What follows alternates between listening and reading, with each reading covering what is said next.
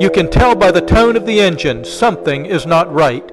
At this point, this pilot has lost control and he may not even know it. His directional indicator would tell him that his aircraft is turning off course. His altimeter and vertical speed indicator would tell him that he is losing altitude. His airspeed indicator and the drone of the engine tell him that he is gaining speed without applying power. But rather than concentrating on his instruments, he is feverishly trying to find the ground, and he's looking in the wrong direction.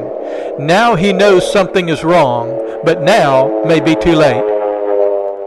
At the top of your screen, you see the ground and the runway. It does not take a genius to know that the ground should be below you. Now let's watch an actual Angel Flight pilot flying an instrument approach.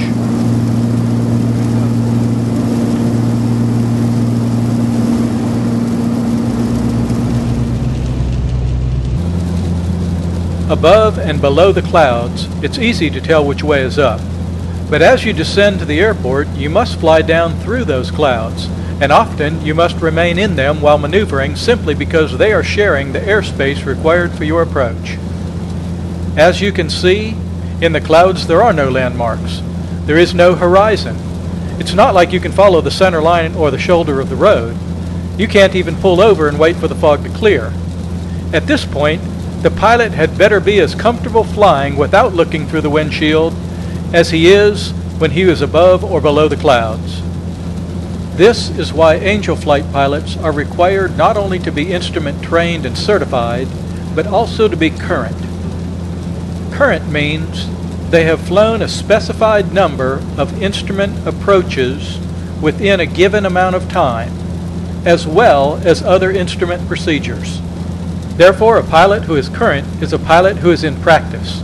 He is comfortable flying in these weather conditions.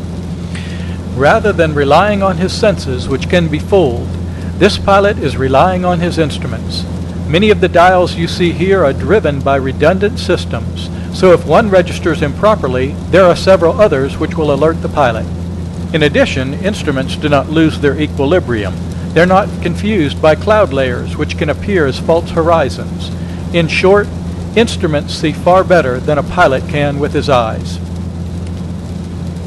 If you listen closely, you will soon hear the distinctive tones of the marker beacons and the pilot lowering the aircraft landing gear.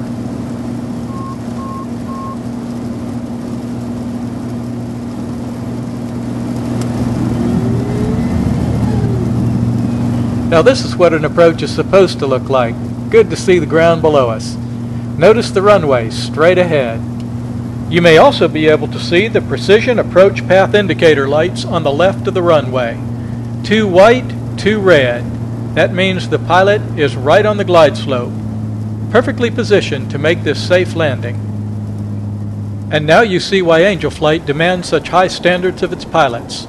Landings, even in weather like this, ought to be routine and completely safe.